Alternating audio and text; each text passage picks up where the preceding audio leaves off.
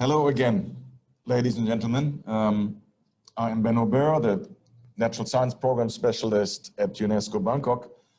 And I would just like to share some information with you because originally we planned to have an event taking place in September 2020 here in Bangkok, the third Mekong Mangrove Forum, but because of COVID-19, that couldn't materialize. So we had to think about what do we do instead, and how can we have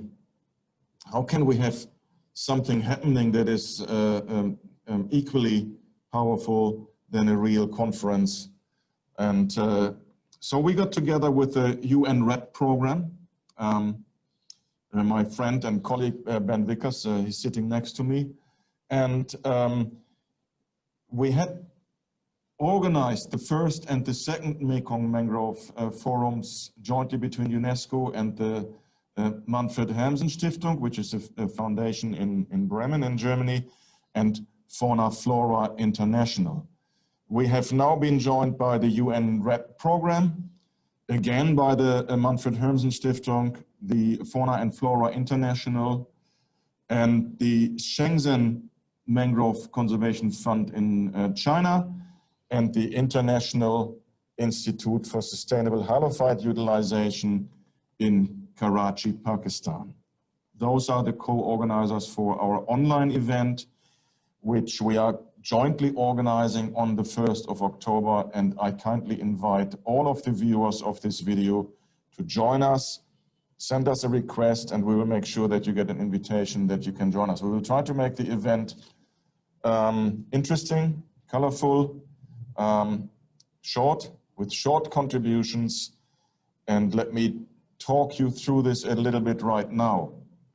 The event is further supported by the International Society for Mangrove Ecosystems in Okinawa, Japan, also known as ISME. The event is also further supported by the Mangrove Action Program, in particular by our colleagues from the Philippines and from Thailand. It is further supported by the Michael Soko Foundation in Greifswald, Germany. We are very happy to have support from the largest biodiversity and nature conservation union in the world, the IUCN.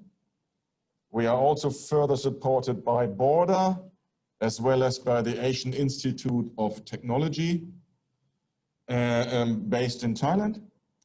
We are also further supported by Everland, who has capacity in carbon accounting. They are based in the United States of America. We are supported by the Global Environment Institute in China, by the Sea Foundation in China, by the Aquatic Ecosystem Health and Management Society in Canada, and by the Ocean Foundation based in the United States.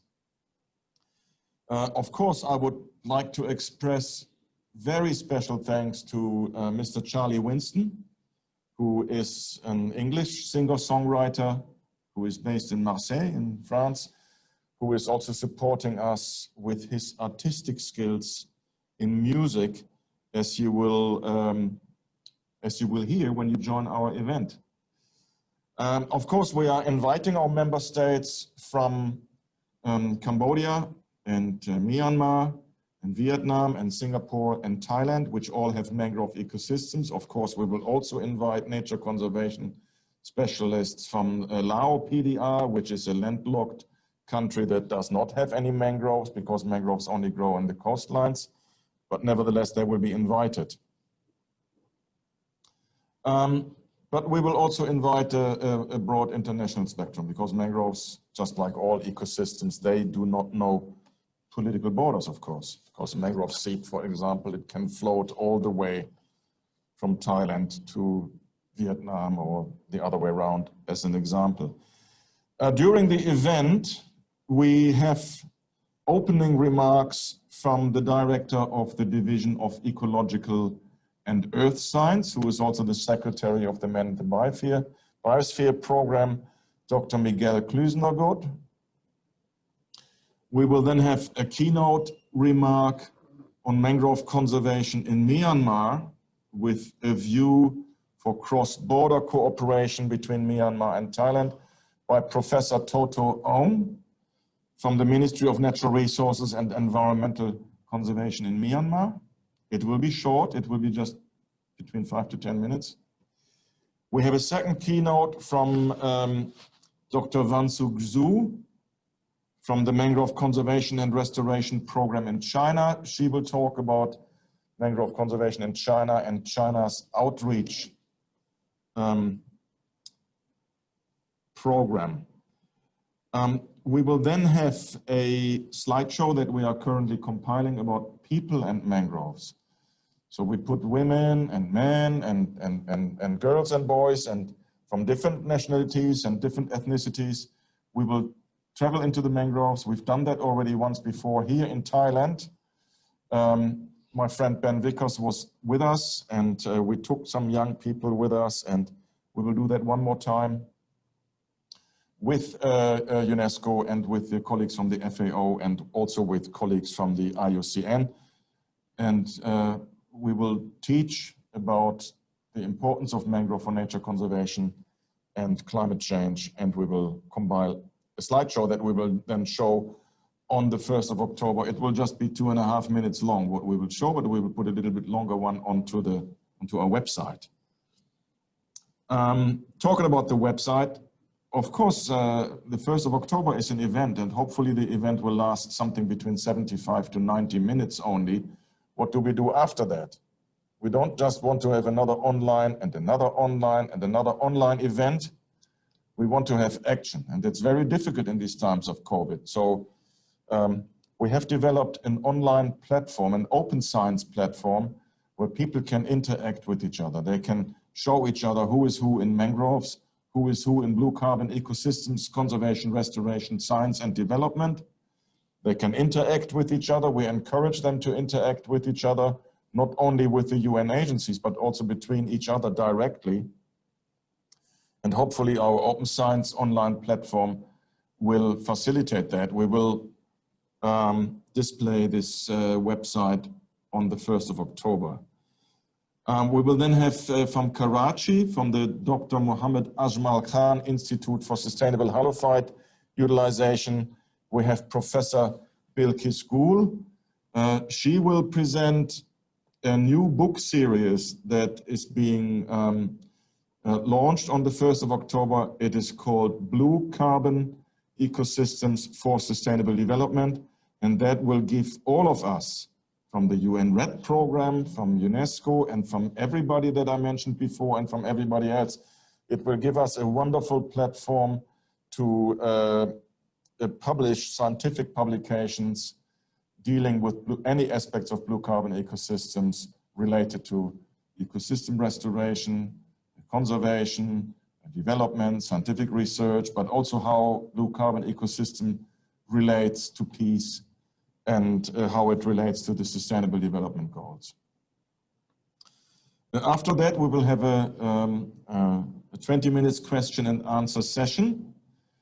That will be complemented by an additional question and answer session on our website, so that we will also invite a lot of questions from the audience. But obviously we can't answer all of them in our event on the 1st of October. So we will have a possibility on our website. Finally, we have some concluding remarks and the way forward explained. Let me just conclude this statement. Please join us on the 1st of October. We want to have private sector, especially the private sector with a high carbon footprint, such as energy companies, airplane manufacturers, vehicle manufacturers, transport organizations, organizations and companies involved in construction, dealing with concrete. We should get together as the specialists in blue carbon ecosystems, together with the private sector, and we should jointly find a way on how to decrease the carbon footprint of the private sector and possibly offset that by focusing more on nature conservation with a special view for mangrove conservation, but also seagrass conservation, salt marsh conservation, and the conservation of other blue carbon ecosystems. The United Nations has recognized that climate change is a threat to global peace and security. Extreme weather events caused adverse impacts on the food, water, and energy security nexus, with the potentiality to trigger social discontent and unrest. In recent years, we all have observed massive wildfires, for example, in the Amazons and in Australia and in other places of the world.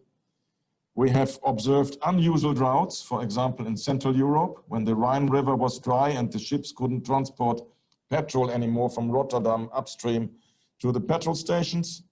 We had extreme hurricanes, we had immense floods. These weather-related phenomena are linked to the increase of greenhouse gases in the Earth's atmosphere. Therefore, the conservation and restoration of blue carbon ecosystem and its important mitigation effect on climate change is of substantial importance for world peace. I thank you for your attention, and I invite you once again, please come and be with us on the 1st of October. And please, all of you, mobilize all of your networks and ask them to mobilize their networks. We want to have as many people as possible with us on the 1st of October. Bye for now, and I hope to see you in October. Bye-bye.